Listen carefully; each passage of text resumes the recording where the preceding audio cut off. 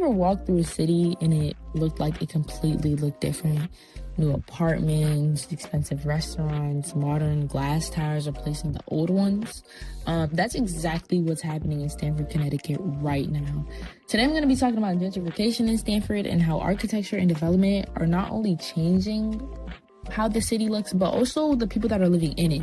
So first, the real question is, what actually is gentrification? Gentrification is when wealthier people begin to move into an area, which causes the neighborhood to change. You have newer buildings, new businesses that are being created, property value starts to rise, and the area in all just becomes expensive. From an architecture point of view, this means built environment changes too. Older buildings might get demolished or renovated, while modern apartments, office spaces, and mixed-use buildings take their places. In Stamford, especially downtown, there has been a lot of redevelopment over the past few years, and I can say that because I've been living here since I was born in 2007. You can see luxury apartment buildings, modern office towers, and the place just having redesigned public spaces as a whole. A lot of these buildings are used out of glass, steel, and simple modern design, which makes the city feel newer and more urban. The city is becoming more dense and more focused on mixed-use development where people can live, work, and shop all in one area. There are also positive effects to these changes. New development can improve infrastructure and make new areas cleaner and more walkable. Mixed-use buildings, can also make cities more efficient because people can access more things without traveling so far. These projects can also attract the businesses and create jobs. But there are also some negatives to this. As more expensive buildings are being created, that does also mean rent and housing prices go up. Families who have lived there for like decades or so long are no longer able to live in Stamford anymore because of gentrification, because of the prices of housing being rise such to a level that they can't stay anymore. Older buildings and local restaurants can also disappear, which changes the culture and identity of neighborhoods. This is not only about the building, but also about the people. Architecture shapes how people experience a city. When cities are designed mostly for wealthier and richer residents, long-time communities start to feel forgotten and pushed out.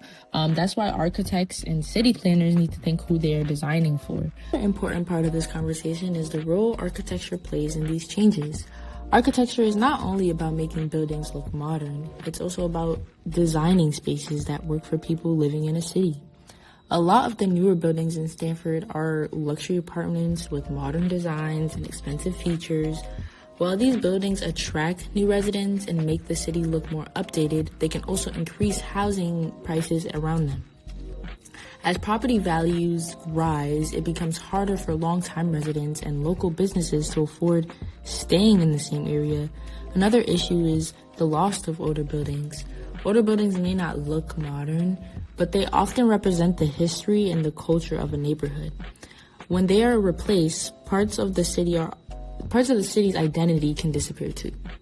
Some architects try to solve this problem through adaptive reuse, which means redesigning an old building for new purposes instead of demolishing them completely.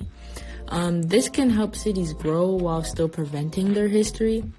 In a city like Stamford, finding a balance between modernization and preservation is very important.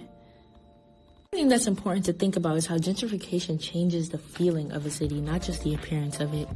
When neighborhoods go through redevelopment, the physical environment changes, but so do the experiences people have in those spaces. For example, a neighborhood that once had a small local restaurant, family-owned business stores, or older apartment buildings may begin to feel completely different after redevelopment happens. New businesses often target wealthier residents, which can make older residents feel disconnected from the community they used to know. Even the design of spaces can affect this feeling. Modern architecture usually focuses on sleek glass buildings, minimalism, and luxury amenities. While these designs can look attractive and modern, they can sometimes feel less personal and less connected to the original identity of the neighborhood. This can make cities start to look very similar to each other. A lot of growing cities across the country now have the same style of apartment buildings, shopping centers, and public spaces. Because of this, some people believe cities can lose character as they become more developed. At the same time, supporters of redevelopment argue that cities need to evolve in order to stay economically successful. They believe new businesses, housing, and modern infrastructure help attract more people and investment into the city. This shows that gentrification is not completely good or a completely bad issue. There are benefits and disadvantages on both sides. That's why it's such an important topic in architecture and urban planning. Architects and planners have to think carefully about how cities grow and how they develop, and how development impacts the people already living there. The challenge is finding ways to modernize cities without removing the culture, history, and communities that make those places unique. Overall, gentrification in Stanford is transferring the city both socially and architecturally. New development brings growth and modernization, but it can also create inequality and displacement.